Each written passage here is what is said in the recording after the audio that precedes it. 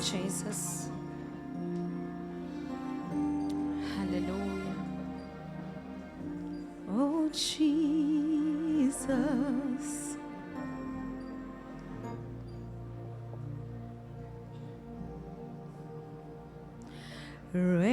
Reign, Jesus, reign.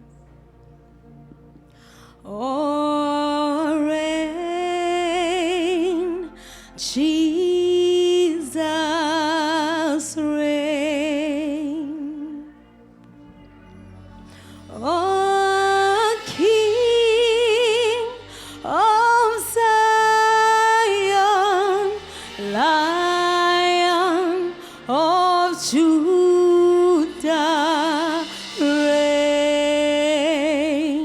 Jesus, reign, reign, Jesus, reign, Jesus. Reign, Jesus. Reign, Jesus. You are the King of Zion. King of Zion. You are the King of Zion. You are the Lion of Judah. Reign, reign. You are the King of Zion.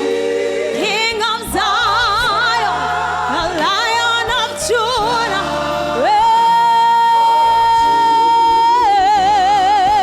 Reign, reign. You are the King of Zion. King of Zion, King of Zion. You are the Lion of Judah. You are the Lion of Judah. Reign, reign. You are the King of Zion. King of Zion. Lion of Judah. Lion of Judah. Reign, reign, reign. You are the King of Zion. King of Zion. King of Zion. You're the Lion of Judah. You're the Lion of Judah. Reign, reign. You are the King of Zion. King of Zion. The Lion of Judah. You're the Lion of Judah. You're the Lion of Judah. You're the King of glory. You are worthy. Yeah, you are the King of Zion.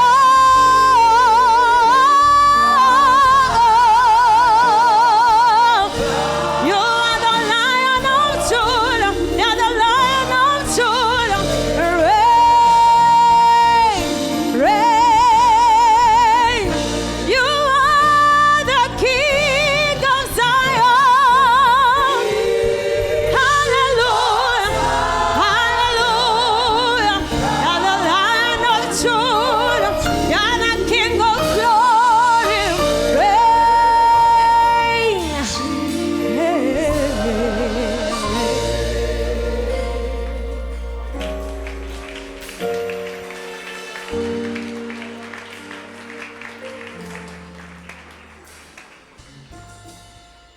Sisemi kanjalo ke sithandaza bazalwane egameni kaJesu Kristu waseNazaretha. Thixo namandla onke sesikhona ke Nkosi etafuleni lakho. Nkosi yabona amandla onke uthembisile ngalo wathi uma umuntu evule inhliziyo yakho ngiyangena ngidle naye adle nami.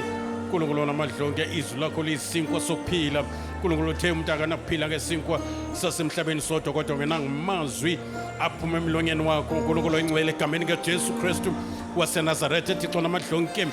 We have heard you, Lord, this morning. uNkulunkulu namadlonke, and our spirits and our souls are satisfied. But they're still longing for more of your words. Sinjengomaria ezinyaweni zikaJesu Kristu, hearing from Jesus. Egameni kaJesu Kristu waseNazaretha. Bawona amadlonke izwi lakho Nkosi yami lifike Nkosi yami lamadlonke liguqule ingqondo egameni kaJesu Kristu li-anchor for our souls.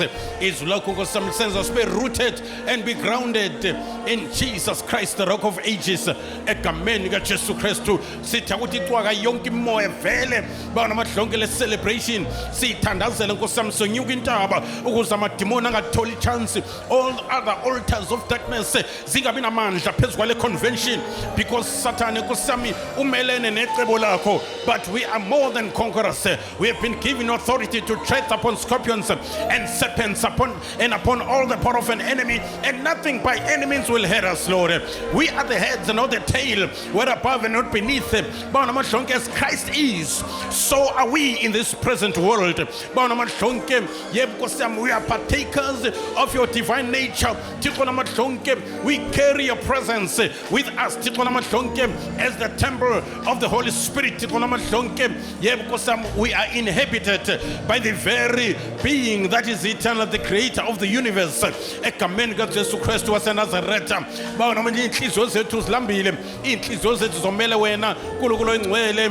Egameni kaJesu Kristu inceku yakho ozokhuluma ngayo kule ndawo phinde Nkosi yami namadlonke uyithi wambu bawona amadlonke isho njengoJesu, if the Spirit of the Lord is upon me and has anointed me to preach the gospel to the poor, bawona amadlonke to set free those that are bound, and to open the eyes of the blind, and to proclaim the acceptable year of the Lord. Bawona amadlonke siyabonga ke Nkosi yami, yebo your vessel is ready, your vessel is anointed. Bawona amadlonke all other spirits are quiet now. You are giving us an ear to hear what the Spirit says to the churches. We have given us an ear to hear. It's not just an excitement of hearing the gospel. There must be revolutionary transformation, spiritually, psychologically, and otherwise. We are not here to be entertained, but when you speak the word, that's how you work within. Hallelujah. That's how you work. Ladies, work out your own salvation, because God works in you both to will and to do according to his will. Within us, so that we work out what you have worked in. Siyabonga uthumamle 𝑠𝒊𝒏𝒔𝒕 zikaJesu all over Thixo namadlonke egameni kaJesu Kristu nabangena bezo operate bana chance, because this house is filled by the presence of the Holy Spirit. There's no altar that can stand the altar 𝑠𝒊𝒏𝒔𝒕. Hallelujah. Lakho kwabhonga khona imvana kaThixo kwafipha ilanga kwaqhephuka amatshe kwazamazama umhlaba kwavuma isotsha lathi lo ngempela uyindodana kaNkulunkulu. Siyabonga ke uNkulunkulu oyingcwele, thatha udumo njengoThixo ensukwini zokugcina bawona amadlonke as we're entering into a new season of the miraculous, where the glory of God is made manifest and demonstrated. Bawona amadlonke, we cannot wait to see the glory of God being manifested. In Jesus' name we pray, amen and amen.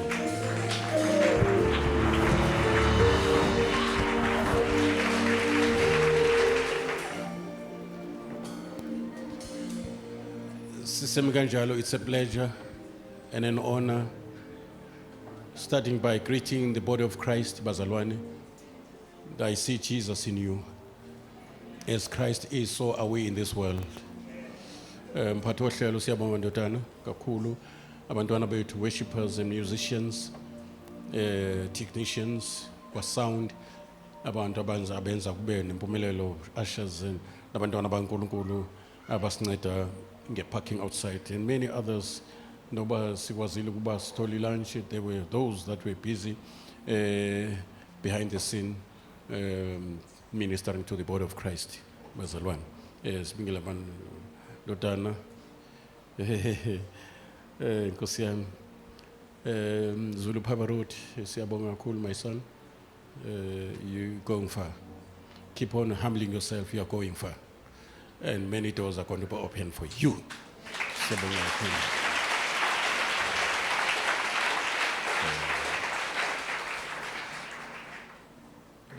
Sibingelele abantwana bethu nje kumnandi for the first time 𝐶KC ibe ne celebration ehlanganise branches. So siyambonga uNkulunkulu kakhulu, be greeted in Jesus name.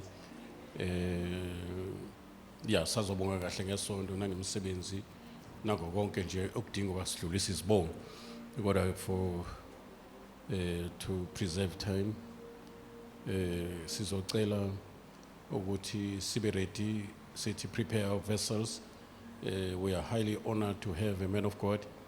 I can call him my son in the Lord. Uhamba nendlu yakhe Ndlunkulu, a woman of substance, egameni kaJesu Kristu. Baso uNkulunkulu usebenza ngokuhamba nabantwana. Yeah. But I will never forget ukuthi mani bona lo msebenzi uqhubeka kunabantu abangisizayo bengakabalwa abanye who are in addition to those as a team. But I would like to acknowledge all the time ngibingelela my dear wife uMamathaba. She's highly a blessing to me. Almost 37 years hamba kunye, and she's a Proverbs 31 type of a woman who make it possible to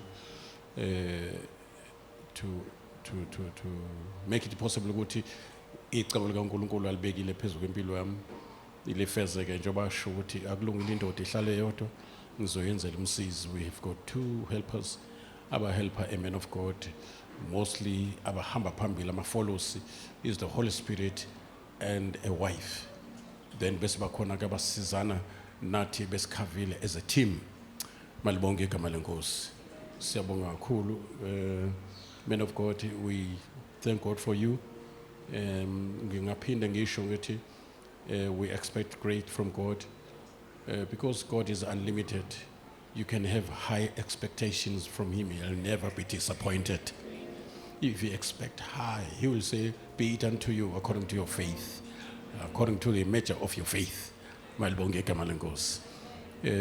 Baba Zulu sibonga ukuthi accept invitation yethu. Noma ngabe bozange we accept bese zo understand since you are a man that is so busy, highly engaged emsebenzini kaNkulunkulu, and we mobile ministry too, besides ukuthi uphethe ibandla kodwa uyamenywa kakhulu. Siyambonga uNkulunkulu ebhizi njalo umkhonzi kaNkulunkulu ukuthi akwazi ukuba khona phakathi kwethu. Siyambonga uNkulunkulu kakhulu, and we expect great from God, and as we listen to what God is saying, but we'll be listening at the same time praying for you as we stand here ukuze sizwe exactly lento uMngcwele bethanda ukuthi sizwe.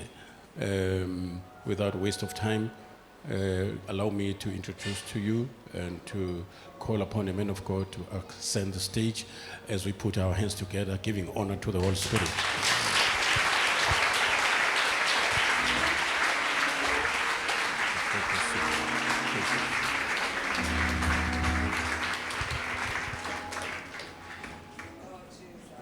Thank you so much. You may be seated, bathandekayo.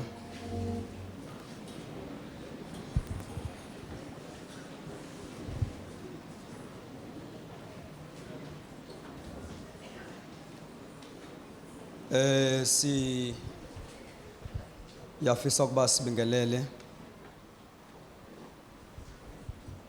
umfowethu Ndosi obesiphathela uhlelo, sibingelele all the saints and 𝑐KC family, sibingelele ubuholi bonke, elders and deacons,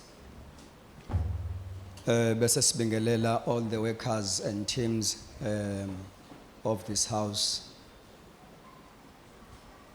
Ngokuthoba okukhulu siyafisa uba sibingelele ubaba nomama wethu uMahlaba abayisibusiso esikhulu in our lives. I can say ukuthi they are our university where we are learning a lot. And okukhulu kakhulu ukuthi they are not giving us a doctrine only, but they are giving us life. Uthi Apostle Paul uma eyala uTimothy uthi ziqaphele wena nesifundiswa. So kuyenzeka ukuthi abantu babe good in doctrine kodwa bangabe good in character. So we are not only receiving a sound doctrine ku baba no mama, but also the essence of life. Amen. In such a way that noma bengashongo lutho, but kukhona babo benza a lot of impartation in our lives. Siyambonga uNkulunkulu kakhulu and kusithobisile uma sithola isicelo esivela kubazali bethu, because mangabe sila sisuke sizo receive something. So it's always challenging ukufundisa phambi kothisha bakho. Amen. Sibonga kakhulu na kwi-family yakwaJobe, umfundisi Sithole nomama abaqale izolo with a very high note. Seshilo ke ubaba ushengele ukuthi sihamba as a family, my wife uNdlunkulu isiye nabantwana ukuba sizokhonza ndawonye. Amen. Siyabonga kakhulu bathandekayo ngendlela emangalisayo. Izolo ke ngibe nethuba lokuthi ngibe khona online to hear ukuthi uma umoya ongcwele eqalisa uthini. There was a strong emphasis umoya ongcwele ayibekile kwi message yayizolo ukuthi uJesu lo esimkhonzayo, he is the one, praise God, whom we must behold. Masibambile leyo nto bathandekayo, izoba i-breakthrough yayo yonke lento esiyenza la up until Sunday, because he must remain the object of our faith. uJesu is not only the author but also the object of our faith. Ziningi izinto ezikhonzwayo kulesi sikhathi esikusona nokuphakanyiswa kwabantu at the expense of ukuphakanyiswa kaJesu. So ke simbongile uNkulunkulu kakhulu. Baba noMamahlaba siyabonga. Asazi ukuthi singathini. You see, uma ngabe sila sibusiseka kuze kweqe, ngoba kuningi esikudlayo and indawo esivela kuyo sifunda to their lives, our parent, even indlela yokuhlala emshadweni. Hey bathandekayo,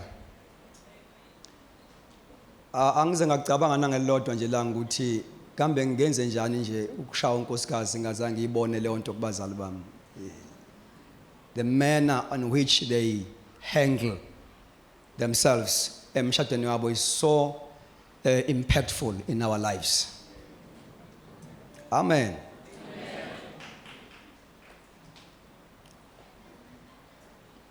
Ngayibamba into yokuthi i-success ye-ministry kubantu ababezwe uNkulunkulu ayikho ekubeni powerful e-pulpit, but ikwi-family.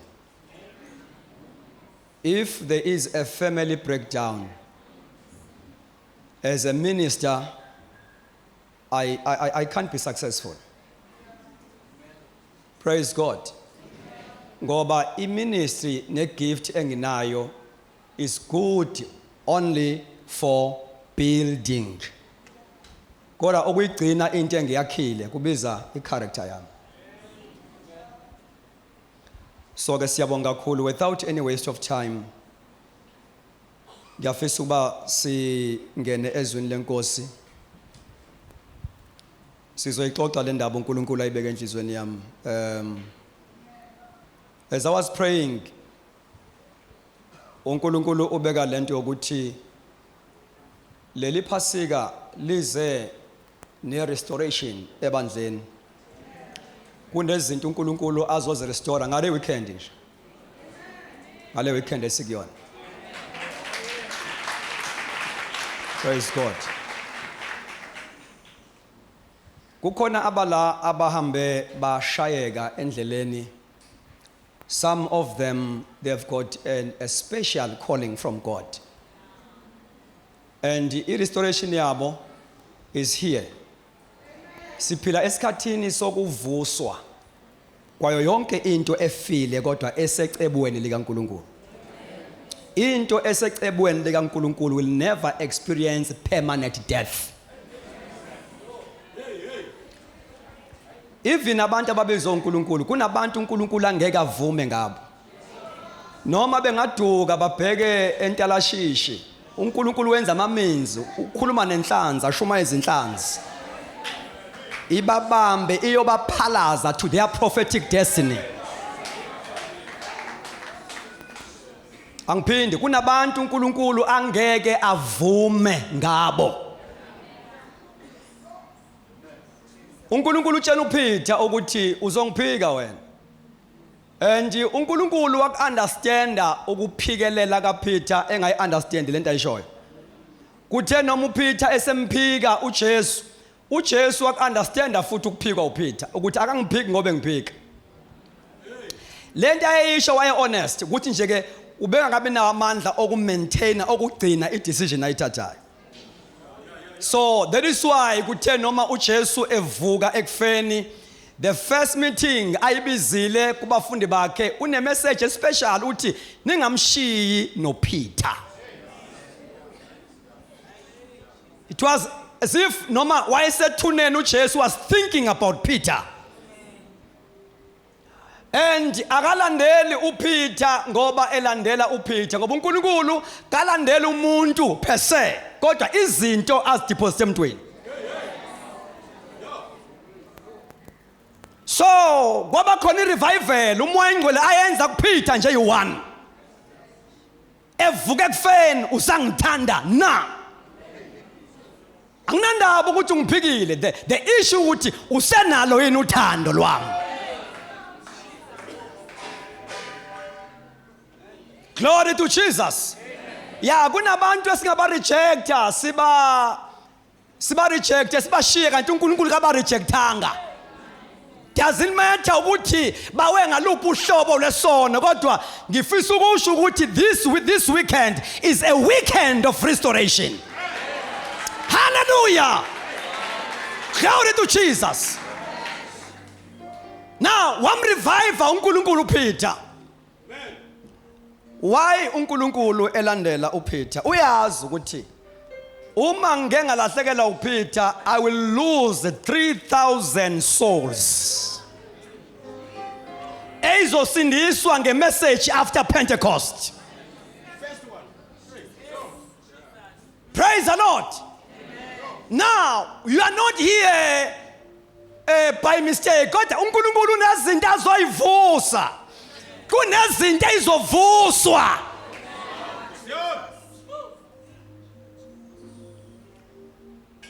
I-message uNkulunkulu ayinikeze abantu abathumile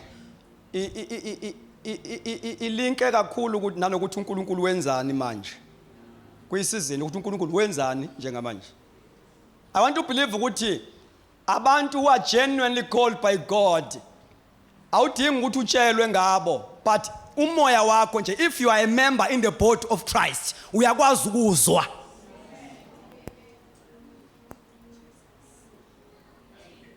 Asifunde incwadi kaPeter, first book of Peter chapter 3 verse 18.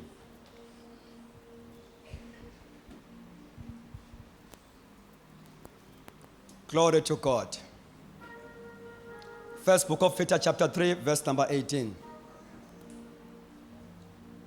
Osifundelayo asifundele. Only verse number 18.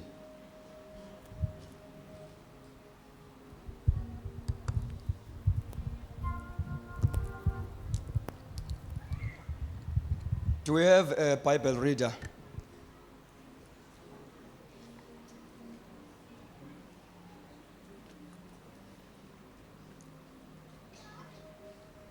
Now, utila uNkulunkulu ngoPeter. For Christ also offered once for sins, the just for unjust, that he might bring us to God, being put to death in the flesh, but made alive by the Spirit. Le verse lena iphethe the means to an end. Kunezinto uma ngabe ulifunda iBhayibheli okufanele ukuthi uzibuke closely ngoba zingama means, it's not an ultimate goal. La kuthiwa for Christ also suffered for sins, the just for unjust. Bese kuthiwa ke that he might bring us to God. So kuyasitshena ke ukuthi the ultimate goal yokufa kaJesu is not the forgiveness of sins. That was a means.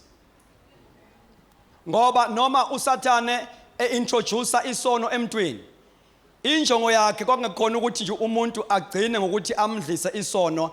It was a fight for a throne uNkulunkulu abeke kuyona umuntu. Wawa umuntu esonweni ngenxa ukuthi uSathane is looking for a position, is looking for a throne uNkulunkulu abeke kuyo umuntu. Ingakho noma sewusindisiwe, uSathane akanandaba nokusindiswa kwakho, unendaba ukuthi after salvation uyahlala yini esihlalweni owawukusona before you fall. Amandla eministry, amandla ayonke into engayenza sengisenkosini ancike ekutheni ngiyenza ngihlezi yini kwi-throne. Umhlaba njengoba ungaka nje awulaleli izwi eliphuma kunoma ngubani, kodwa izwi elilalelwayo elomuntu olikhipha ehleze esihlalweni. Noma ngabe uyathandaza, thandaza uhlezi.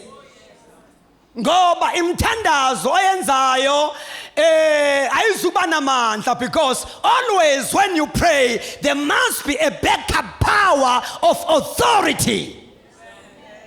Eshoyo ukuthi lo mthandazo enguthandazayo ngiwuthandaza ngihlezi kwi-throne.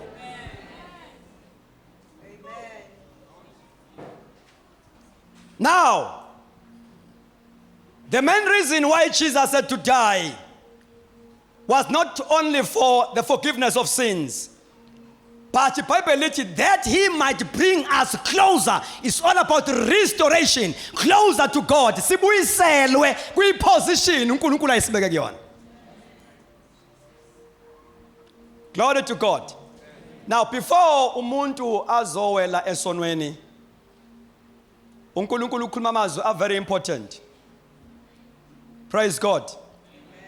Esizowafunda as we continue. Now, ziningi izinto ezenzekile nezilahlekile as a result of sin and disobedient emntwini. Number one, umuntu uma ewela esonweni, he lost his relationship with God. That is why iBhayibheli lithi mhla wadla uyofa nokufa. Leli gama lika death lisho separation. Wherever uzwa igama lokufa is all about separation. So he lost his relationship with God. That is why kumele sazi ukuthi noma embuza uAdam ukuthi ukuphi akambuzi ngoba engambona, ngoba iso lakhe libone endaweni zonke. It's not a question ukuthi umbuza ngoba engambona, but ukulahleka kaAdam akalahlekanga nje ensimini wancasha, walahleka uNkulunkulu. Now, the first thing, it was the relationship with God. Number two, he lost that divine covering and the authority ayinikezwa uNkulunkulu. There was a garment of righteousness eyayembethwe umuntu before sin. Yingakho uma esedlile ithi iBhayibheli wazibona eze enqunu. Noma sewusindisiwe once wawela esonweni kuba khona lento ekwenza ube lula. Because kunengubo esukayo. So he lost his divine covering and God-given authority. Number 3, walahlekelwa image, the beauty of God's image in his life.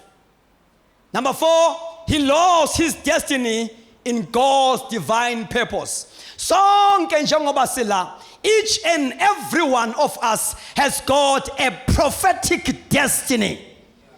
Yingakho Jeremiah, before ngikubumbe esibelweni sikama wakho ngakwazi.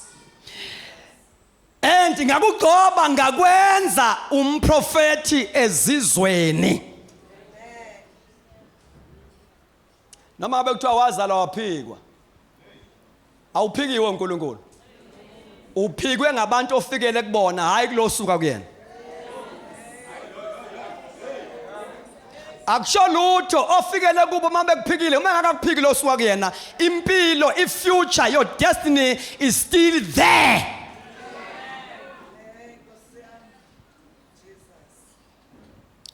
Number 5, he lost his very life, the spirit. Amen.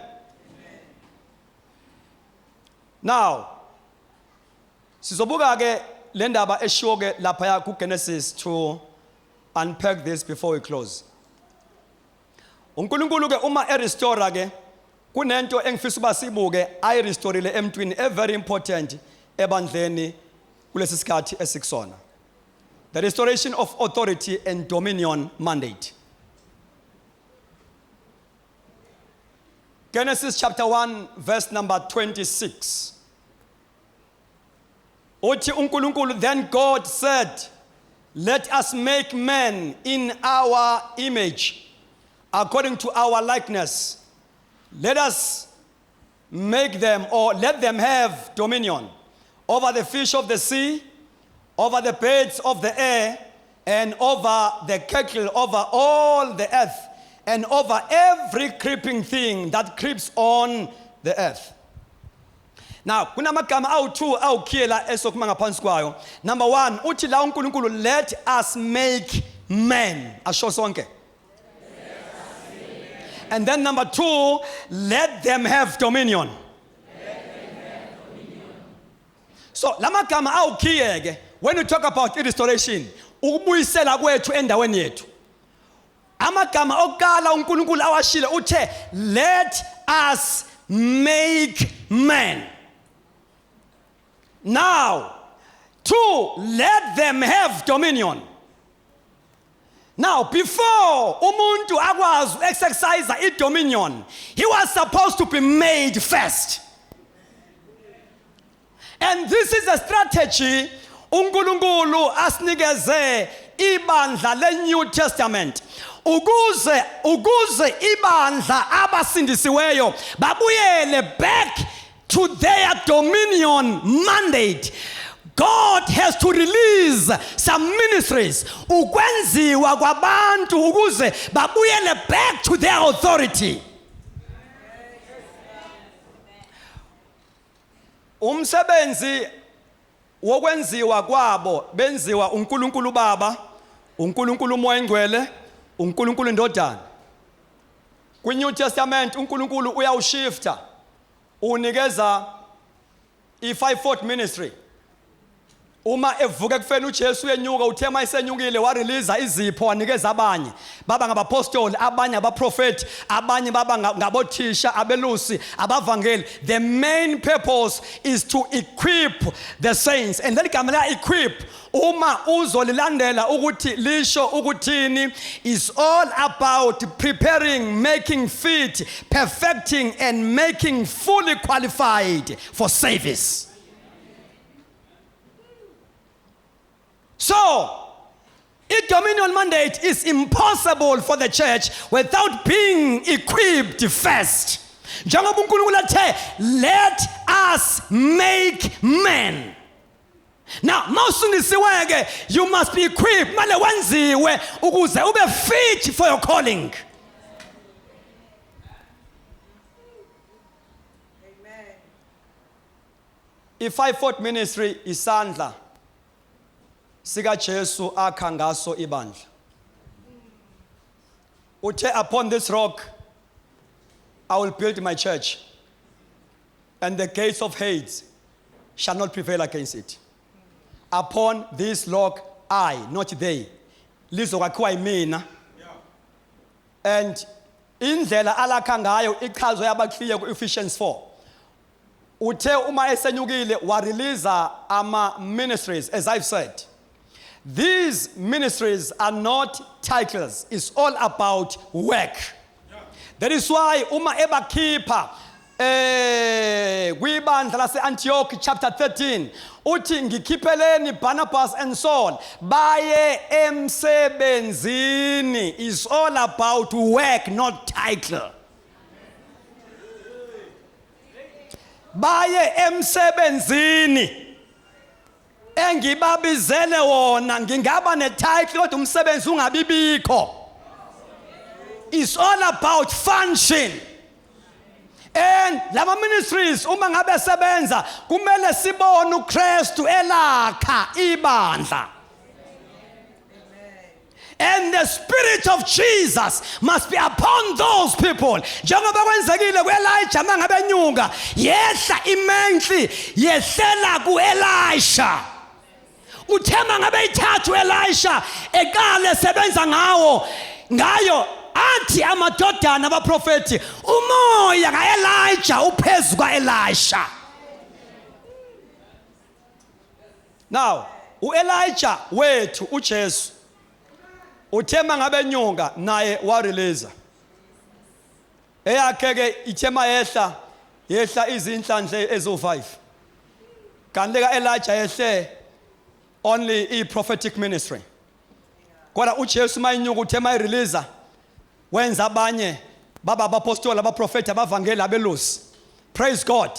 Now uma amadodana abaprofeti ethi umoya kaElijah is upon Elisha, yinto leyo kumele ibonakale kubantu abanikezwe imentli uJesu. The Spirit of Jesus must be upon them.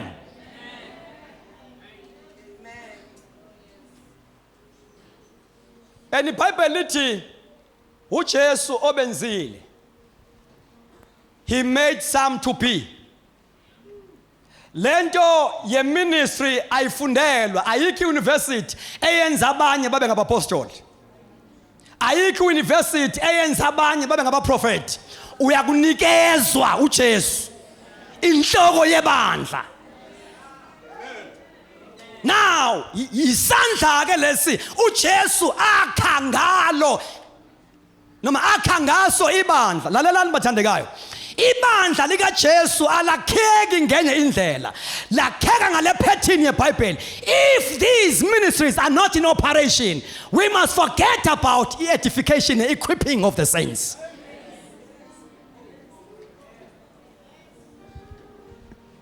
And isikhathi sifikile bazana yiso lesi ukuba simbone uNkulunkulu eraser this 5-fold ministry is in full operation. Albon kano ka Jesu, so that you can testify ukwakhiwa kwebandla in our time. Amen. Now uthike uNkulunkulu lapha, let us make men. So we are saying dominion mandate is impossible for the church without being equipped first. And uma uNkulunkulu ezo-equip abantu akaba equipi emgwaqeni, you must belong to the local church. Tanamen bazalwane. I-local church isikole sakho sakomoya. Noma uNkulunkulu ezokubiza akakubizi outside the church. That is why noma kuzogcotsha uDavide uthe uma ngabe efika uSamuel ebizwa onke amadodana kaJese kwabonakala ukuthi awaqualify kwabuza ukuthi asephele onke na kwasho ukuthi ukhona umfana kodwa usayimvini zibuza umuzi ukuthi why kuthiwe mbizeni eze la why uSamuel angathatha uphondo lamafutha ayehlana athi mbizeni eze la. God cannot ordain you outside the church. Awazi ukhama kusugcotshiwe. Praise the Lord. Kwabiza ukuthi amadodana kaJese azotestifya uphondo lwamafutha lwehla phezu kwaDavide amande phambi kwabo. Glory to Jesus. Hallelujah. Yes. You see, lento yokuthi i-calling yakho ifakazelwe ngaphandle engafakazelwe ekhaya ingozi. I-anointing uma izokwehla emntwini must come from above yehle. Ungathathi praise yabantu outside, glory to Jesus, eza kuwe ngoba izokwenza uphakame. It must come from above. Through the leadership, that is why you must honor the spiritual authority. uNkulunkulu asibeke before you.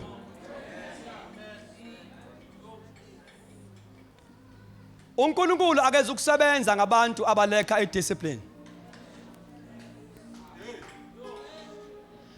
Ngabantu aba disconnected from the church, yes, yet they are preaching.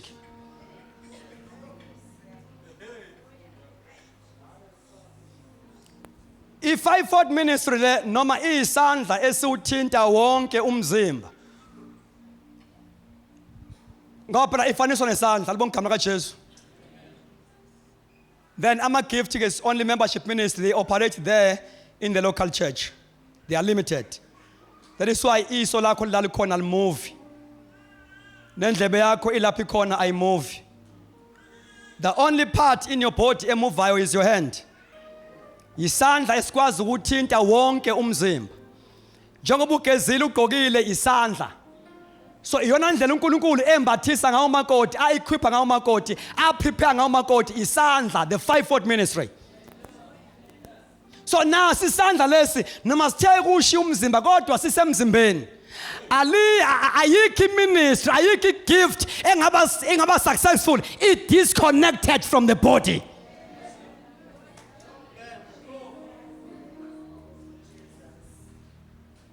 So uthika uNkulunkulu, let us make man. Praise God. And then uthike uma eqeda ukusho lokho, let them have dominion. Yona ndawo ke ehlaselwe kakhulu le i-dominion. Praise the Lord. Ukuze uSathane athi take over kwindawo uNkulunkulu ayinikeza umuntu. It was a fight from the beginning, a fight between the devil and the humankind, i-dominion. Amen. But praise God ukuthi uma uJesu efa uye wa restore yonke into elahlekile emntwini wayibuyisela in full. Ngoba uJesu kenzanga half job kodwa wenza umsebenzi opheleleyo. Alibonga igama likaJesu. You see, kule point let them have dominion. I was interested to Revelation chapter 5 verse 6. Lapho we see an explosion of joy. Hallelujah. Kudunyiswa uNkulunkulu ngenxa ukuthi usevelile. Who is able to take a scroll ayivule. There was a praise. And mayiqhubeka le praise bese kuba khona ulayini owukhiye ku verse number 10. Uthi you have made them kings and priests. So udlulile ekutheni axolele izono waphinde wasenza saba ngamakhosi nabapriest embusweni. Ngamanye amagama wabuyisela back i-authority ne-dominion elahlekileyo. You have made them kings and priests. Now ibandla ke uma ngabe likhula kumele likhule also in power, in dominion. Alibonge igama lika Jesu. Amandla kufanele ezwakale even nakwi-ministry eyenziwa ibandla. Noma ngabe ngiyashumayela, noma ngabe siyahlabelela. Umehluko omkhulu ebandleni lika Jesu is all about power. Bonke abantu bayahlabelela. Baningi abantu abacula i-gospel music. Kodwa umehluko kumele ube khona ngamandla engomeni. Bonke abantu bayashumayela. But umehluko kumele ube khona amandla entshumayelweni. Praise the Lord. Now, uthi ke uNkulunkulu, let them have dominion. And uJesu uma ngabe efa evuswa kwabafileyo enyuka into ayirestore enye balekile, it was that dominion mandate wayibuyisela back ebantwini noma ebandleni. Praise God. Hallelujah. And uma ngabe ekhuluma lapha kuGenesis uyazibala indawo umuntu okufanele ukuthi exercise idominion kuzo. That's very important. Amen. You see, when you read verse number 26, kuGenesis, lasifunda khona kuthiwa uma ngabe abantu sebenziwe, and then uNkulunkulu usethi ke let them have dominion. Bese yabala ke over what? Praise God. Let them have dominion. Bese be specific ukuthi dominion over what? Praise God. Now, uma ngingamlela uthi let them have dominion over the sea. Gama babe ne authority bakwazi ukubusa in the waters. Noma kwi water kingdom. So the church must be able to exercise the authority over the water spirits. Ngoba kunabantu abala abahlushwa imimoya yamanzi. Mabefika la, they must come to a place where bagunyulwa khona yonke into yasemanzini. Let them have dominion over the sea. And amadimoni amaningi na stubborn avela from the waters. They are water spirits. Now, ibandla kumele libe fully restored, libuyiselwe emandleni alo, so that we may be able to exercise dominion, authority kwimimoya yamanzi. Talking over the sea, 2 over the air, 3 over the earth. Those are very important areas of dominion. Or futhi uma ungathanda ungathi these are the battlefield lapho impi iphekwa khona. Glory to God. Right. These 3 kingdoms or realms of spiritual warfare, as is born in Genesis. The Bible also talks about the queen of heaven. 2, it talks about the kings of the earth. 3, it talks about the queen of the sea. Let them have dominion over the sea, over the air, over the earth. Why? Because there is a queen of heaven. There are kings of the earth. 3, there is a queen of the sea. Alipheleli ivangeli uma lingakwazi ukudemonstrate amandla kulama areas awu-3. Ngoba ilapha umhlaba ucontrolwa khona. Awu nikhona kodwa bazalwane.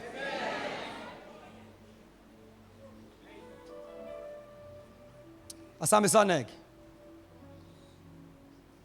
We must fight, or we must learn to fight and possess all these areas as baliwe.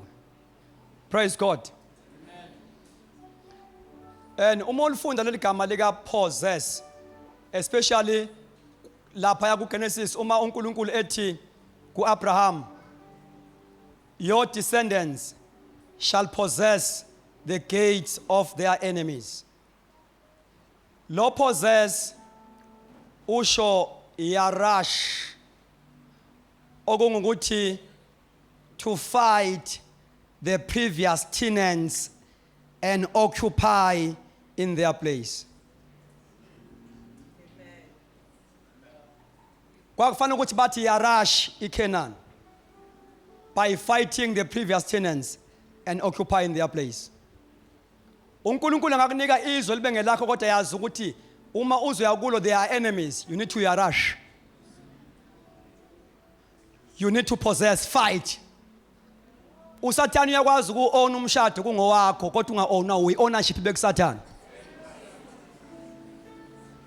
Usathane uyakwazi uku-owna ibhizinisi kungelakho kodwa i-ownership ibe ngeyamadimoni ownership. Ngoba lonke iKenani uNkulunkulu akubizela kulona linezitha. You must be able to fight, yarash, drive out. Praise God. Hallelujah. Yonke into elipossess wrong and begin to possess in their place. Uzohlala ungayenjoy into uNkulunkulu akunikeza because you are lazy to fight and you don't have the skills of spiritual warfare.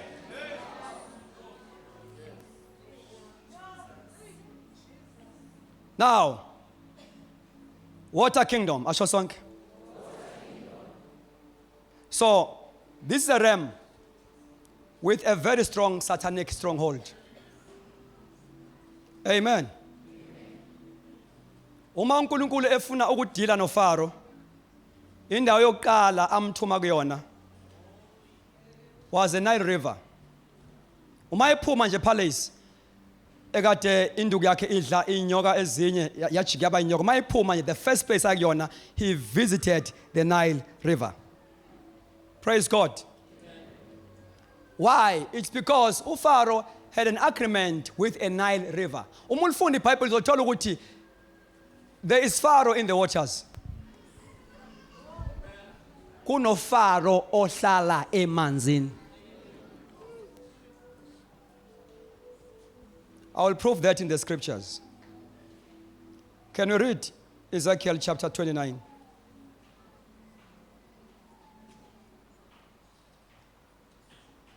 Verse number 1 to 3. Ezekiel 29, verse number 1 to 3. Amen. Read. You can read 𝑚𝑠𝒉𝒄𝑡. Ezekiel 23, 29, verse number 1 to 3.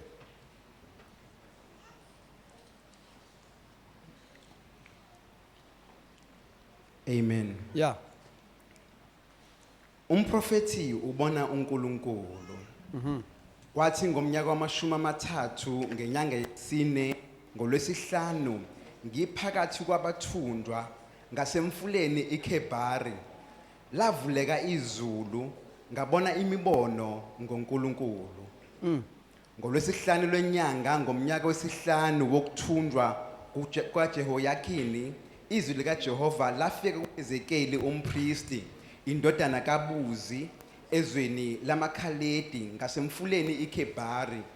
Isandla sikaJehova sasiphezu kwakhe lapho. Is it Ezekiel 29, verse number 1 to 3? Yes. No. 29, 1 to 3. Isiprofetho ngeGibhithe. Yes, it's prophet ngeGibhithe. Yes. Read. Ngomnyaka weshumi ngenyanga yeshumi Yeah. ngolweshumi nambili lwenyanga lafika kimi izwi likaJehova lathi, ndodana yomuntu bhekisa ubuso bakho kuFaro inkosi yaseGibhithe. Ndodana womuntu ubhekisa ubuso bakho kuFaro. Ngicela sibambe sikule area yokuqala this water kingdom ukuthi iyona ndawo yokuqala uMoses adila nayo uma ngabe kuzophuma abantwana bakwaIsrayeli eGibhithe. Kwafanele bekhona izinto azenzayo ukugumula nokudismantle all the powers of the Egyptians and gods. Praise God. Amen. So, uthi ke la uNkulunkulu ubhekisa ubuso bakho kulo iGibhithe, qhubeka ke. uprofethe ngaye nangalo lonke iGibhithe. So uprofete ngoFaro nangalo lonke iGibhithe qhubeka. Ukhulume uthi Yes. isho kanje inkosi uJehova Yes. ithi Yes. bheka ngimelene nawe Faro inkosi yaseGibhithe drakho omkhulu obuthisa phakathi kwemifula yakho uthi umfula ungowami umfula ungowami yes ngiwenzile mina ngwenzi lalela ke mawufunda kuEnglish kuthiwa speak and say thus says the Lord, behold, I am against you, O Pharaoh, king of Egypt, O great monster who lies in the midst of his rivers. Who lies in the midst of his rivers. Bese tige, who has said, my river is my own. So, Pharaoh also owned the waters. So, ngabe Moses eyoshaya umfula in river ujika uba igazi, he was beating gods of the waters. He was dealing with the water spirit. Glory to Jesus. And aweka madimoni akhishiwe these days as water spirit. Uma singaqaphelanga sokhonza nezangoma. Ngoba ilapho amandla egenerator khona. That is why ibandla malikhula, we must also grow in power. Sikhule emandleni. Hallelujah. Uma sishingoma lapha kuhlewulisa ngoma siyophuma ngaloya mnyango because we have grown in power. Kola bashanda. Kola bashai. Hallelujah. Now, utige, oh great monster who lies in the midst of his rivers, who has said, my river. Then I went my river, there my is in capital letter. Kusho ukuthi umfula kaNkulunkulu uyawuclaima uthi akubo umfula wakhe. Lalela ke. I will give you some example of water spirits. And enye yezinto lemimoya yamanzi capitalize ngayo, they cause sexual perversion. Amen. Yonke lento of fornication, adultery, abortion, homosexuality, lesbianism, pornography is the water spirit. And aweka madimon are stubborn, njengama demon who are from the waters. Bayasindiswa abantu abangama victims ale moya mabefike bandleni, they must get deliverance ngoba lizokwenzeka ishwa mabengayitholi deliverance bazoze basikhonze benjalo.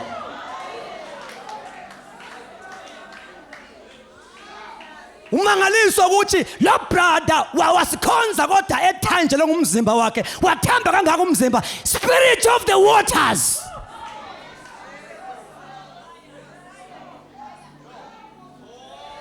On Mount Zion there shall be deliverance.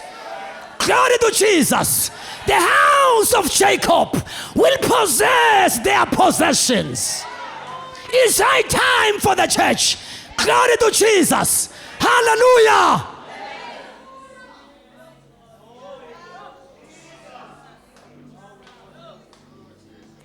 In the name of Jesus. As we celebrate Passover, God is restoring. Glory to God. Ibandla libuyiselwa emandleni alo. Libuyiselwa emandleni alo. And sizobona lapha futhi uma sigonke ukuthi yiziphi izinto ezingokhiye that generate power in the church. Bathandakayo, we need power. We need power. Ingakho Paul mayifika eCorinth uthi ngibonga uNkulunkulu ukuthi ever since I came here, even my sermons were not with eloquent words. Glory to Jesus. Kodwa imessage yami yayingamandla nangomoya. Yayingamandla nangomoya. Glory to God. It's all about power. Uthi uNkulunkulu kimi baba mahlaba I may be theologically correct, ngibe systematic, kodwa without power.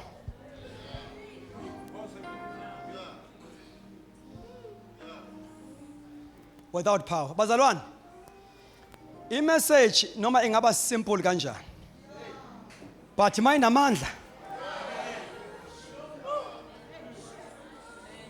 Yingakho kufanele kuguga amadolo in our time. Back to prayer.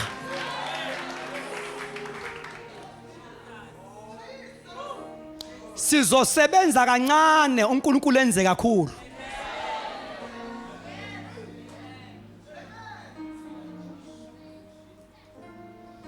Restoration of authority and have dominion. But in order to have dominion, you must be equipped. Praise the Lord. So, these are the water spirit. Anginikeza ngawe example. Albon kamera ngathi sakuyi fashion nalento yobungoma. Albon kamera kaJesu. Civilized futhi lezi izikhathi zangoma. So civilized. Awuyibona zangoma efaka ama clogs.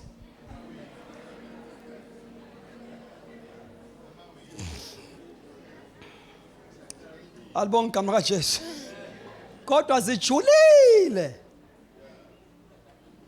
kumoya wazo. Namhlanje ungahlala nesangoma eceleni, uhlala nomuntu wasemanzini ecele kwakho ungamboni. Ngendlela ezi-civilized ngakhona nezi-strategic ngakhona. Ziku-operate ziqede. Ngoba uSathane uyakwazi ukudisguise. Indaba enkulu isemandleni bazalwane. Futhi uNkulunkulu ngento ayenzayo kuma local churches.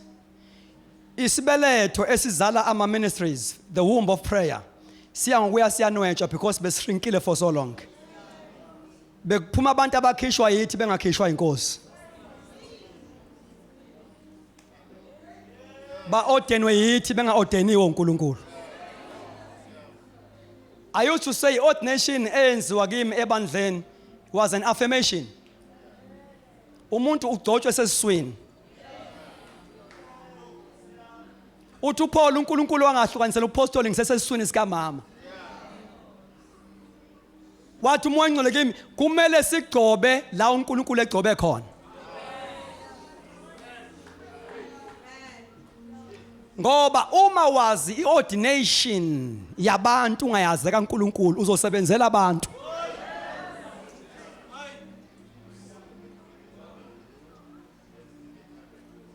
Praise God. uNkulunkulu obizayo asebenzisane nebandla okulo.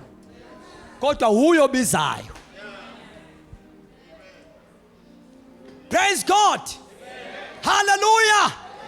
Now, isikhathi esikusona umoya ngcwele uthi is a time for the release of ministries who are genuinely called by God.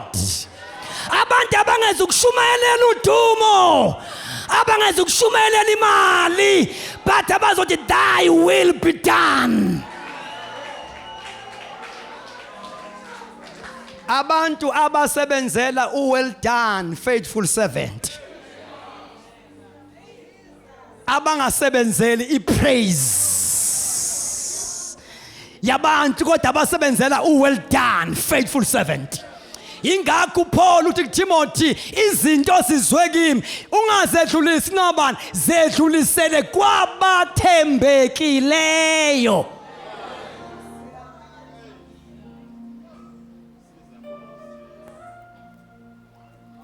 Now number 2, have dominion over the air. Praise God. That is a heavenly realm. And it is where the spiritual warfare started. Praise God. IBhayibheli encwadini yabaseFesu 2 verse 2 likhuluma about the prince of the powers of the air. Glory to Jesus. And number 3, the Bible says we must have dominion over the earth. Praise God. Over the earth, also over the land. Even umhlabathi lo sihlezi phezu kwawo esiunyathelayo. We must have dominion over it. ngoba ama agents of darkness ayakwazi ukusebenzisa umhlabathi to attack you. Bawuvale bawuqeda umuzi basebenzisa umhlabathi bakhulume kuwo ngoba ama agents obumnyama ayazi ukuthi icreation inendlebe iyezwa. Bavakashele ithuna likamkhulu wakho bawuthatha inhlabathi bakhulume nomhlabathi bawuthele egcekeni kwakho bawuvala umuzi bawuqede. Uthi uNkulunkulu must have dominion over the earth. Enye izindawo uMoses ayisebenzile uma ebuya emfuleni uye washaya umhlabathi wajika waba iminyane. Noma ngabe kuthiwa uzokwakha umisa la uthola isite, speak to the soil. Glory to Jesus. Utshele umhlabathi ukuthi zonke izinto ezakhulunywa kuwe ngabathakathi bendawo zihlanze zonke, zivomithe zonke ngoba kuzokwakha inkosi la. Praise the Lord. Hallelujah. Noma ngabe uyifama uyalima ungalokothi ulima ungazange uinstruct umhlabathi ngoba kuyakhulunywa nawo. Praise the Lord. Sometimes noma uthandaza you must be prophetic in your prayers. Mayethi umoya engcwele phuma ebusuku uzulazule kuma premises egcekeni ukhulume emhlabathini. Do that. Do that. Wehle wenyuka utshela umhlabathi uma kunezinto abathakathi bendawo abazikhuluma kuwena zihlanze zonke ngegama lika Jesu. Uphinde utshela umhlabathi ukuthi from now on ungabe usathatha ama orders from the witchcraft, uzozwa ngami ngegama lika Jesu ngoba senziwe kula mashanda saba ngamakhosi embusweni. Alibonga igama lika Jesu waseNazaretha. Uzobona isimanga ngoba amanye ama breakthroughs awavaliwe ngoba evaliwe. You fail to discern ukuthi impi iphakwepi. Wazalwane, impi iyaphakwa from the waters. Isikhathi esingasekho bengizofunda ama scriptures asitshela ukuthi umhlabathi lo ne creation yonke inezindlebe iyezwa. Futhi creation nomlomo. Yingakho uNkulunkulu kwi-Old Testament uma engafuna ukuchitha isikhathi kulabo ababe disobedient kwavele umhlabathi awukhamisa wakhamisa abagwinya umhlabathi. Kuthiwa must have dominion over the earth. Hallelujah. Over the earth, have dominion over the earth. Now, as we conclude, ukuthi there are two ministries ezibalekile in the church. Okuyizona esikwazi uexercise ngazo amandla noma i-dominion mandate. Number one, it is a ministry of prayer. It is a ministry of prayer. Without the ministry of prayer, we are weak kingdom of darkness. Two, it is the operation of spiritual gift, especially power gifts. Ngoba izipho lezi zihlukahlukene. Kukhona izipho eziveza amandla kaNkulunkulu. Esikwazi uexercise ngazi authority ne dominion. Lapha ya emthandazweni as ibandla likhula in the ministry of prayer, we are able to command izinto zisilalele. Kwenzeka exactly njengoba kwenzekele kwi-Old Testament.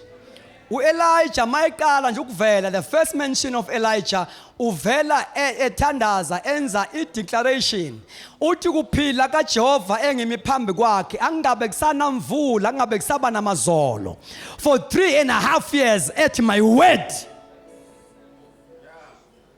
Praise the Lord. So once we grow in ministry of prayer, iprayer yethu iyakwazi futhi ukuphambana nama laws of nature. kwathi kumele lini izulu alangana libanjwe umthandazo owenziwe indoda efana nami nawe. So through prayer we can exercise dominion kuwo onke lama areas esiwabalile. Alibonga igama likaJesu. Number 2, see exercise through power gift. We talk about gifts of healing, gifts of miracle, and gift of faith. Uma ngabe uPaul noBarnabas bephuma nje eAntioch bekhishwa umoya oyingcwele beyosebenza. The first demonstration of power, praise God, they executed judgment kwindoda eyayimelene nemessage ababeyiphethe. Wathi uPaul uzoba impumputhe kusuka manje. Praise God. So lana kuma gift of power bazalwane, ayasilekelela ibandla lingadelelwa izitha zikaJesu. Ngoba njengoba silapha nje kunezitha zikaJesu.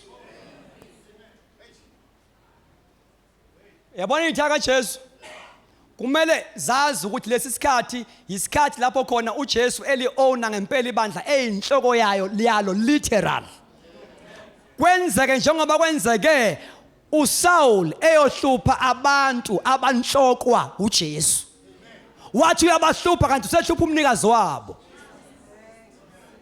Bazalwane, ihlazo indaba yokuthi kungena abantu emabandleni bazokhanasa basivale sishumayela bathi phumani la indawo yethu le yabona badelele bade. Gifts of power must come back to the church. Kumele mayingena ngalo yamnyango ngumkhombe ngomuno nje kube kanye awe phansi. Ngoba indawo eowner uJesu le. Uyabona badela kanjani bangene sinikela bathatha umnikelo. Isikhathi sifikile. Hallelujah. Sifikile isikhathi. Amandla ebandla wabuye. Praise the Lord. Izitha zebandla must know. Awu bazalwane asikhonzi sodwa. Asikhonzi sodwa. Kumele nje mayingena ngalo yamnyango iasha malimbamba ngesandla makuyikuthi uze ngeagenda errong malimbamba ngesandla awe phansi. Glory to Jesus. Awe phansi. Ngoba noma ngabe yipi inkonzo esiyenzayo kumele siyenze sibuye ebhodweni lomthandazo. Siyenze sembethe. Alibonga igama likaJesu. Glory to God.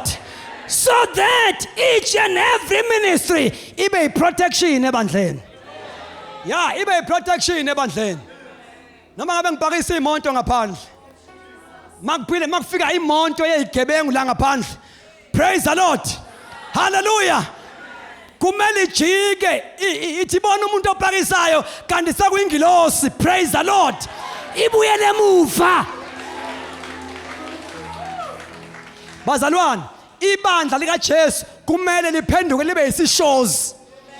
Isishozi indawo la kudlala khona imbani maliduma izulu. Praise the Lord. And lapha emakhaya uma ngabe liduma izulu abantu abadala bakhuza abafana ukuthi lezi inkomo manilanda ningadluli lapha ya.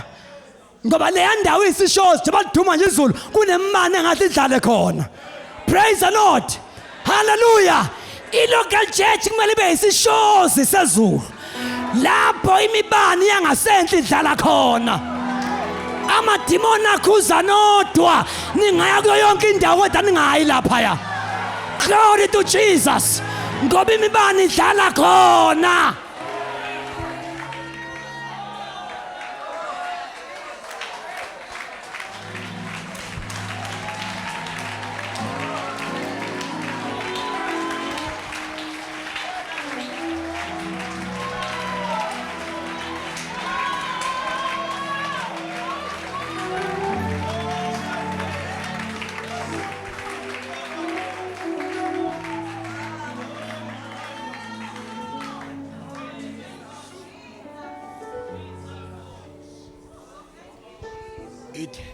Listen now, listen very carefully, listen.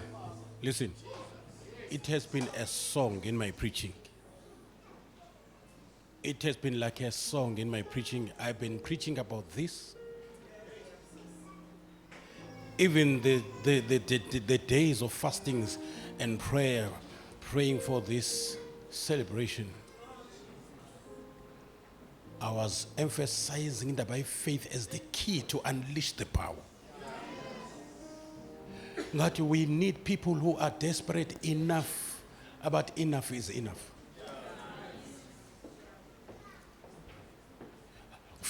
Even I was about to say on Sunday, let's see for 𝑠𝒊𝒏𝒔𝒕 _Durban, pink eye. Singayishisa emkhathini njengoba senza kwi-COVID. I-message mkhonzi kaThixo ebile emathanjeni ami. Because without that message, bengize ngifike endaweni ethi akufuneka sifane nabantu abanesimo sokumesaba. Kodwa singawa-understand amandla. Noma singene esidlweni senkosi akufuneka singene engathi isidlo siyi-ritual, religious. Ayikho into engozi ebandleni njengokuba religious.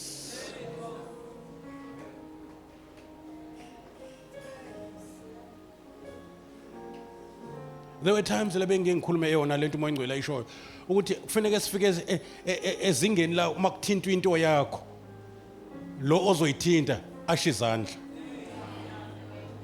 I mean singabi lula, singabi nice.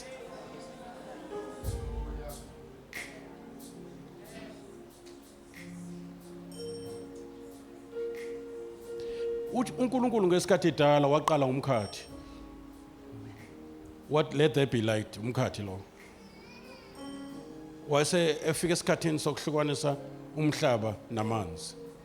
Wathi umhlaba mawuveze, wasetha amanzi awaveze. Wase ishiya kuthini indaba? Wathi ngiqalile ke emkhathini nasemhlabeni nasemanzini. Have dominion.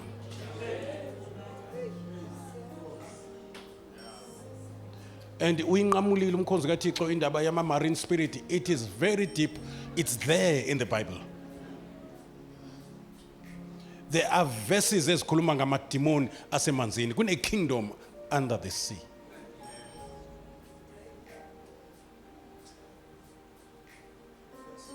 Ihambe iziyongena kuma cosmetics into yasemanzini. Ihamba kwi fashion, ugqoke wena egama le fashion kanti I designwe phansi kwamanzi.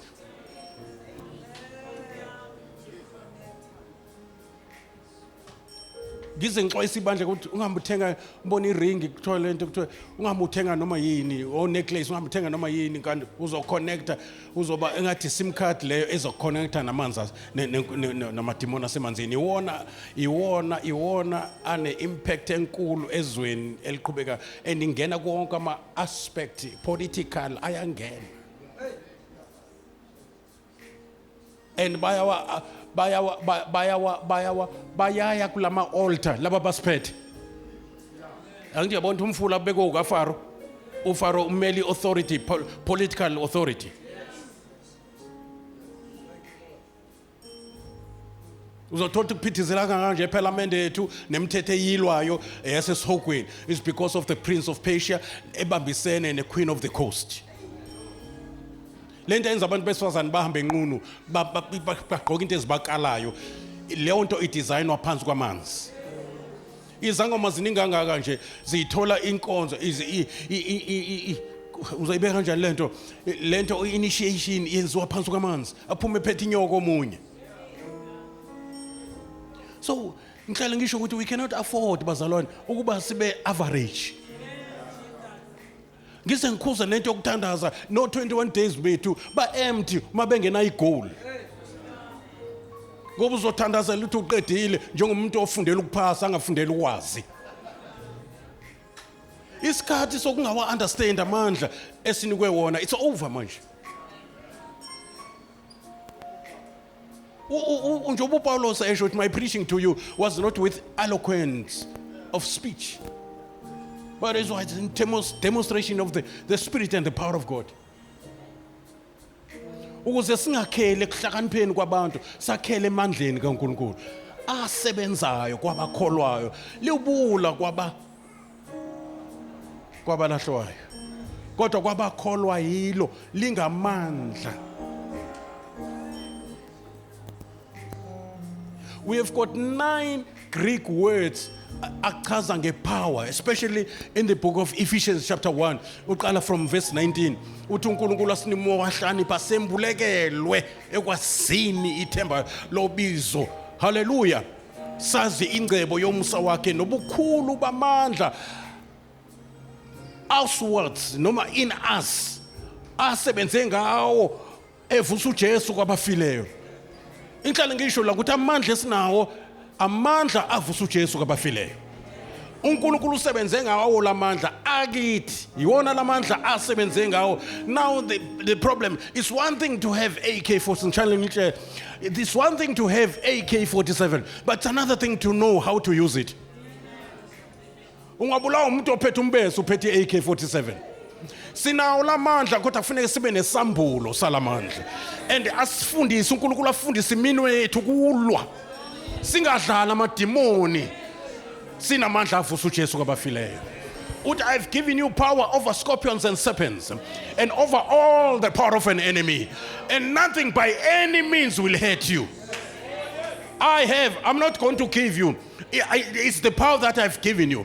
And let Bible lamandla asinikile yonke into which is pertaining to life and godliness. Lamandla asinike kusinikwe ngamandla izinto zonke ezidingwa ukuphila esikuphila manje, and godliness which is spiritual life.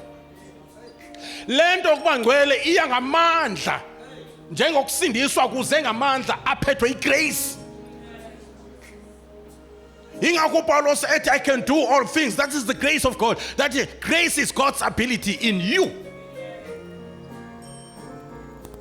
Uzalwa nje uzalelwa khona. Bonke nje abazalwa uNkulunkulu banqobizwe. Let's have dominion bazalwane. Uthi uNkulunkulu let us make men. Kusho ukuthi umsebenzi wakhe, it's his responsibility. Mighty let them have to. It's our God-given mandate. It's our responsibility. Now the question, when will you start to exercise dominion? Even umntwana kaNkulunkulu is power, is authoritative power. Amandla lawo uba umntwana kaNkulunkulu is not just a relationship part kwami noNkulunkulu. It is power. Wabanika amandla ukuba babe ngabantwana bakaNkulunkulu. Even umntwana kaNkulunkulu. Hallelujah. It's a royal and a divine power.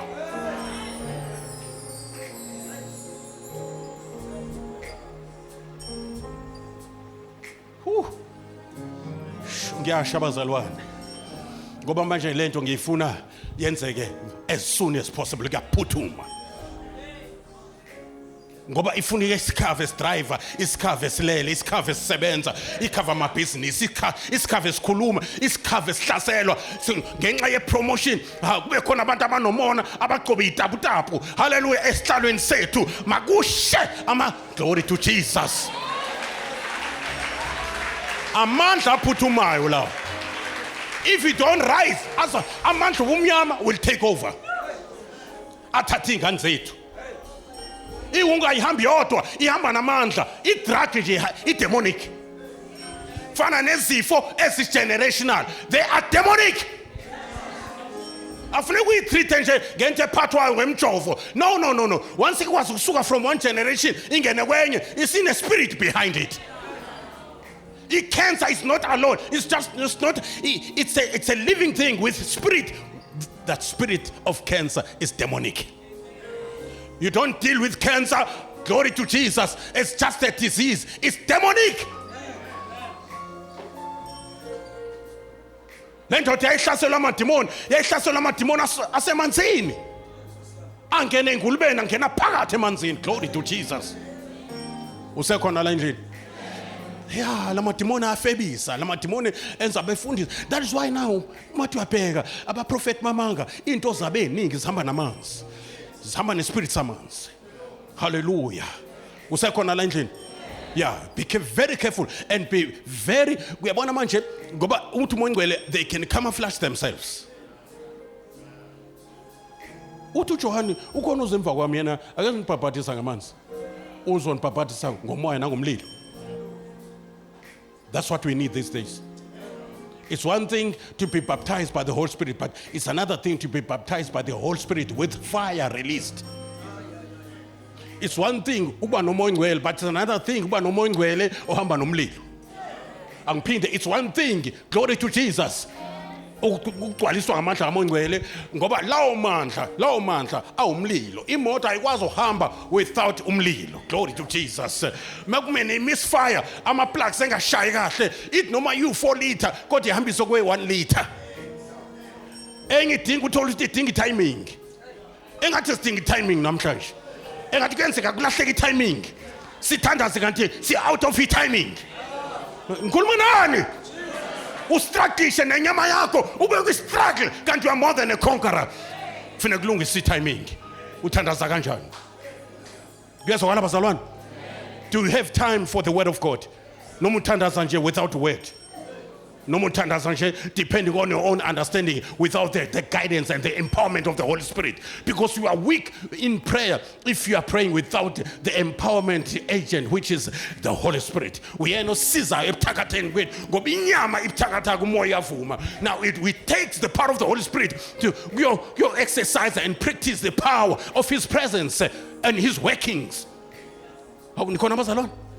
Siphume ku-𝐼𝐶, the glory has departed. Singene ku-Emmanuel, the Lord is with us. Iy'khathi zinzima, these are perilous times bazalwane. These are perilous times. Kufanele kuxoxwe ngathi ngisho in the gallows of hell kuthiwa ungabathinti. If you want to, kuthiwa izisebenzi zikaFaro noma ke abantu ababesebenza phansi kukaFaro bakhala kuFaro bashaya itoyi bathi dedela laba bantu bahambe bayokhonza uNkulunkulu wabo ngoba as long bela siyaphela thina. This is the time now. The church must arise.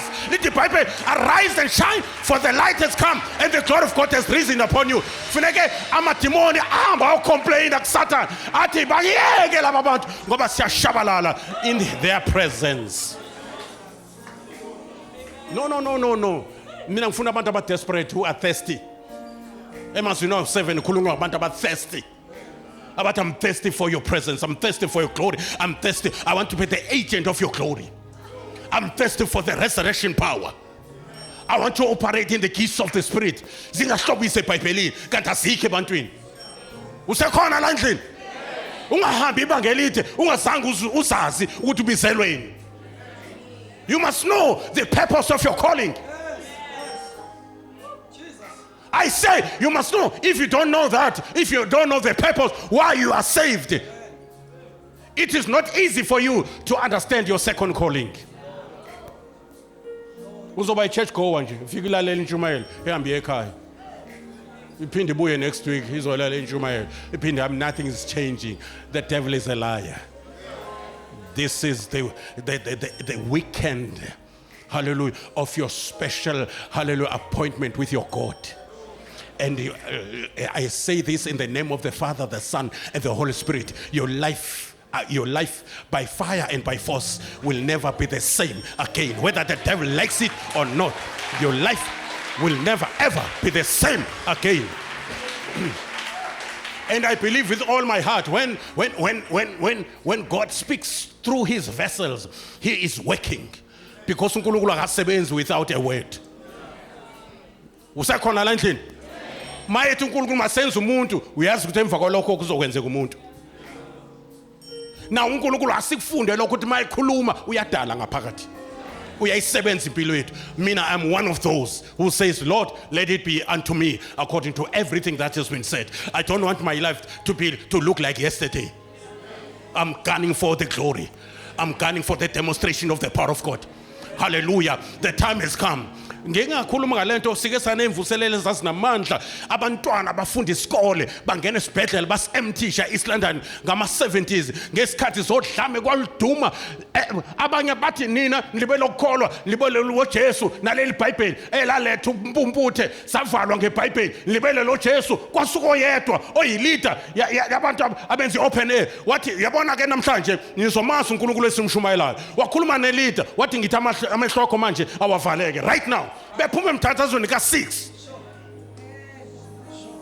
wabakaza engasaboni wabakaza wathi wasethi okay mehlo ndini vulekani bagcwele umlilo mehlo ndini vulekani manje ngegama likaJesu wavuleka amehlo. From that power, from that time bayeka ukubahlukumeza nokubahlupha ngoba sebeyamazi. Kunendlela uNkulunkulu efuneka simazi ngayo. Wathulisa umoya abafundi bakhe bathi umuntu onjani kanti lo babengamazi. Yeah. No matter babemazi as a healer, njoba bembiza uLazarus egula, abamazi as a resurrection and the life. We need to grow in the knowledge of Christ. Guess what abazalwane? And uze simazi kufuneka sibuke intaba ebizwa kuthiwa Mount of Transfiguration. Because there ngeke simazi njengabantu abanganyukanga. Washintsha isimo lapho wakhazimula ngezingubo zakhe zabamhlophe njengeqhwa. Kodwa i9 imazi as ordinary Jesus. Kodwa i3 enyuke nayo. Hey bazalwane, ake sinyukele into zikaThixo sombona ngamanye amehlo uNkulunkulu wethu.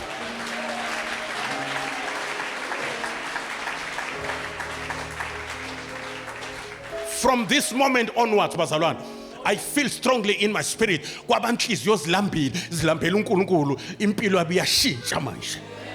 There is a spiritual revolution and evolution right now that is taking place. You are being translated from one level of glory to another level of glory. Oh, yes!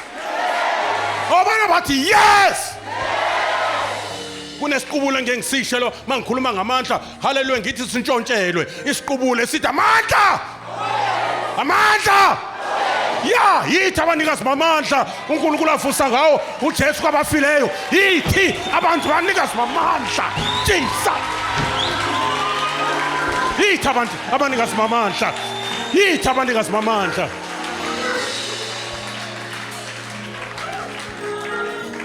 If uSathane inkosi yobumnyama could not face uMichael, what about Jesus?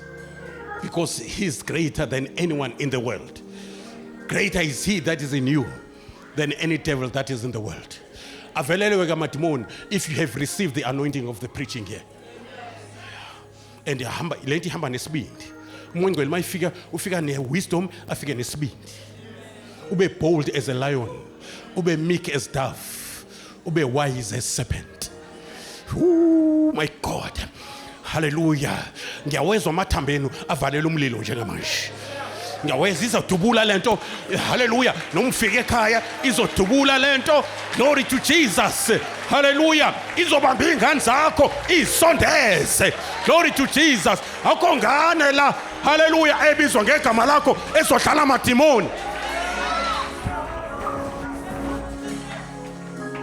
Akona oyethu umthakathi kulelizwe onamandla phezulu. Lithi iBhayibheli above all power. Lithi iBhayibheli nginika amandla phezulu kofezela. Amadimoni lawo amandla phezulu kofezela nenyoka. Khona inyoka zasemanzini, khona inyoka hallelujah zasezintabeni, zasemhlabeni. Khona inyoka ezikwazi ukundiza emoyeni. Glory to Jesus. Ezinye zibizwa ngama-dragon, ezinye sizezafodwa. Kuneyinyoka egijimela kuma principalities and powers of darkness. Kodwa the weapons that are given to us are mighty through God to the pulling down of every stronghold. Everything that is of the devil must be challenged in Jesus' name.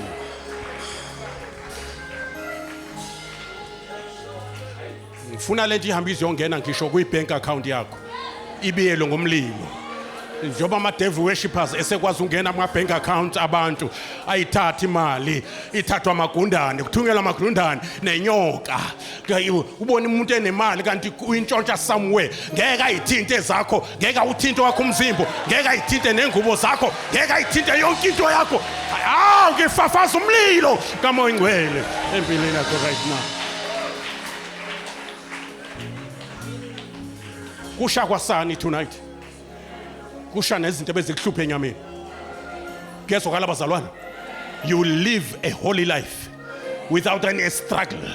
Whenever you fight a fight, it will be known. You will never fight to be victorious. You are victorious before you fight. Thank you, Jesus. Siyambonga uNkulunkulu ngezwi lakhe. Hallelujah. Ukuthi yangishisa lento ngoba ikhulunywa into egijima emathanjeni. Hey, Nkosi yami khulunywa into egijima kimi. Nkosi yami kose kubenini. Hallelujah. amandla kaNkulunkulu engabonakali ngebandla kose kubenini siqhaqhazeliswa amadimoni haleluya si-intimidatewa amadimoni seso-intimidator wona sesozowa la sikhuluma khona they will be intimidated. Ngicela siphamise izandla. We thank God for the message today. And Sishono Maria City, be it unto us according to your word.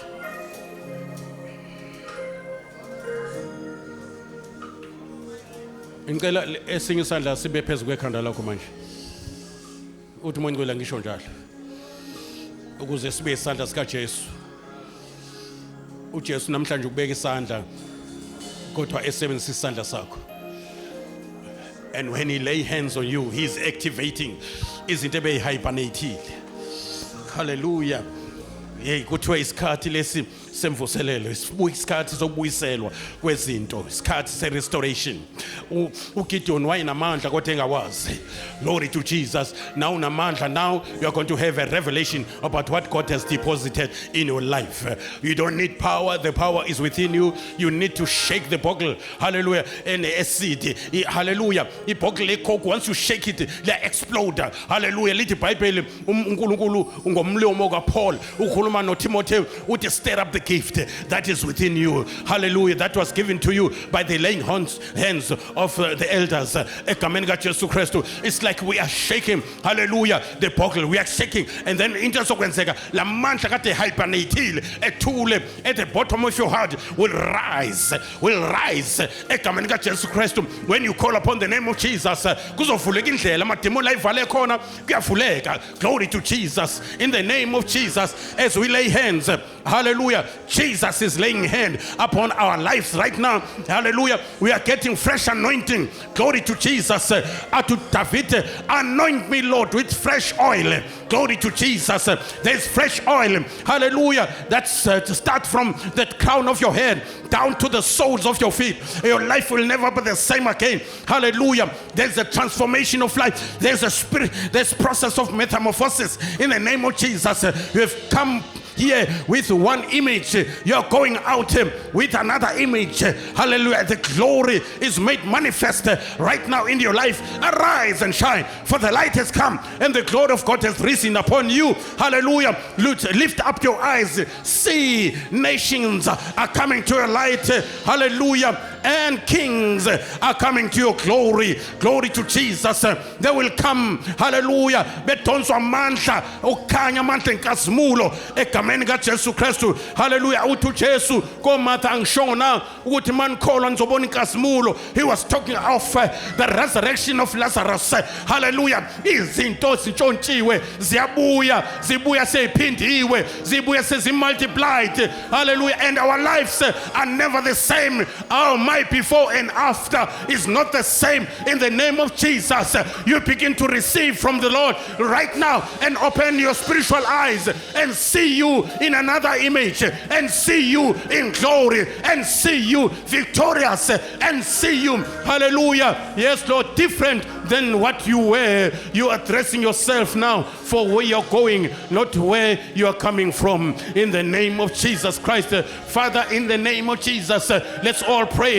Let's all open our mouths and say something prophetically over our lives. Hallelujah. I'm part and parcel of this prayer. Nami Nkosi yami ngithi Thixo namahlonke, take me to another level. Hallelujah. Take me, Lord, to hallelujah. Yes, to a higher place, Lord. The rock of ages. Thixo namahlonke, and put me a new song. Glory to Jesus. Egameni kaJesu Kristu waseNazareth. Sengikhathele bawo namahlonke. I want to move forward. I want to move from another level of glory in the name of Jesus Christ of Nazareth. I want that glory that was given to the disciples of Jesus. Athu Jesu inkazimulo nginike yona sengidlulisela kubo. Athu Jesu manikholwa yimina imisebenzi engiyenzileyo ngikuJesu noyenza nenze nengaphezulu kwale isithunzi sika Petro saphilisa abantu engazange bathinte ngezandla baphila easily banamahlonke. Nkosi yami isithunzi sika Petro sasingababuzi baphethwe yini banamahlonke. Yebo kwakumphetho kuJesu umphetho wengubo wenza something kodwa kuPetro isithunzi sakhe senza something in the name of Jesus. Hallelujah. In the name of Jesus Christ. In the name of Jesus Christ. In the name of Jesus Christ. In the name of Jesus Christ. Siyadlula ekubusisekeni. Siyadlula ekubusisekeni. We are transformed. We are translated. Hallelujah. We are changed. We are renewed in the faculty of our minds. Hallelujah. Right now. Right now. Right now. Right now. Something is happening. The Holy Spirit is having His way. The Holy Spirit is having His way. The Holy Spirit is having His way. Hallelujah. Yes, Lord. The marine spirit. Now they know. They feel the rumbling. Hallelujah. They feel the earthquake. Hallelujah. Of the resurrection power. Hallelujah. Kuyasama-sama. Siyahlephuka isitalo samadimoni. Kuzokwaziwana.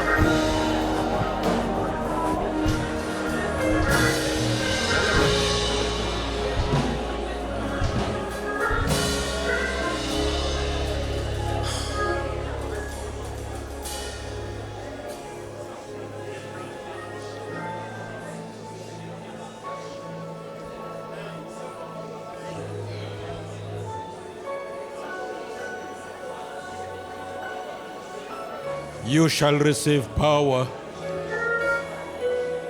After that, the Holy Ghost has come upon you, and you shall be witnesses unto me.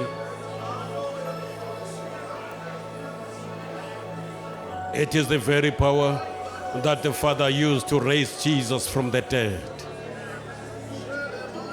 Now that power is not far from us, it's within. I say the power, the resurrection power of the Father, which is the Holy Spirit within us, is being activated. If you believe with me, if you agree with me, there is power that is being activated.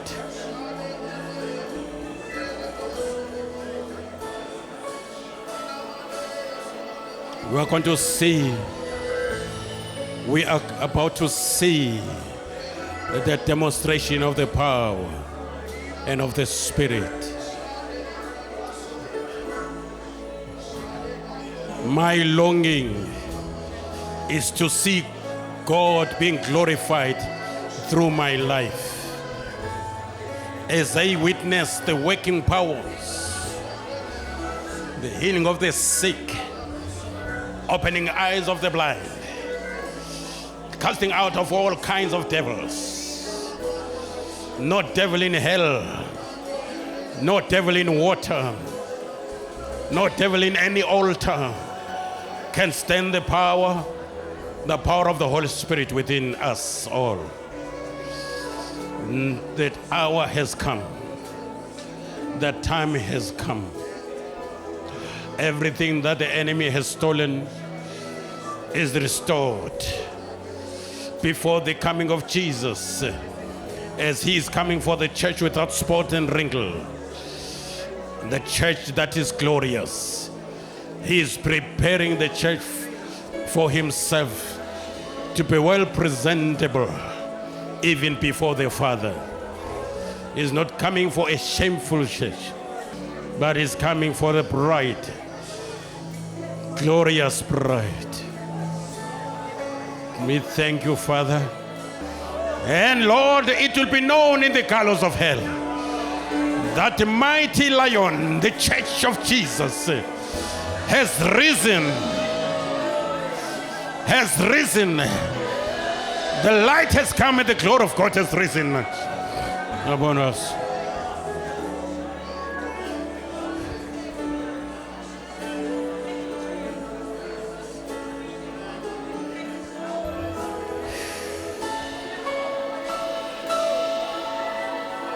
Tell mamathabisilemahlaba asibongele as we give Him praise.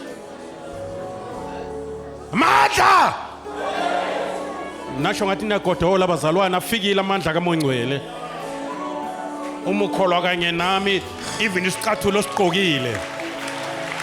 Egameni likaJesu Kristu umNazaretha oyingcwele sicommand ama-situations ngegama likaJesu ukuthi alalele ukusho kukaJehova ngegama likaJesu ngegama likaJesu siyabonga ibandla lakho ulibuyisele emandleni ulibuyisele emandleni ulibuyisele emandleni ulibuyisele emandleni ngegama likaJesu. We thank you, Father. Wow, hallelujah. Namadimona besehlale aze abaneyikhundla ayasha ngegama likaJesu Kristu umNazaretha oyingcwele. Siyabonga Heavenly Father, kwenzekile kwenzekile kwenzekile kwenzekile in the name of Jesus, the Son of the living God. Wow, hallelujah. 𝐿𝐿 phansi kwenyawo zethu ngegama likaJesu sinikwa amandla okunyathela ofezela nenyoka ngegama likaJesu. Akukho sifo esizohlala emzimbeni wethu uma sitransfasa siyasha ngegama likaJesu ngegama likaJesu ngegama likaJesu. Nemali zethu ezintshontshiwe uSathane uyasha usha izandla ngegama likaJesu ngegama likaJesu.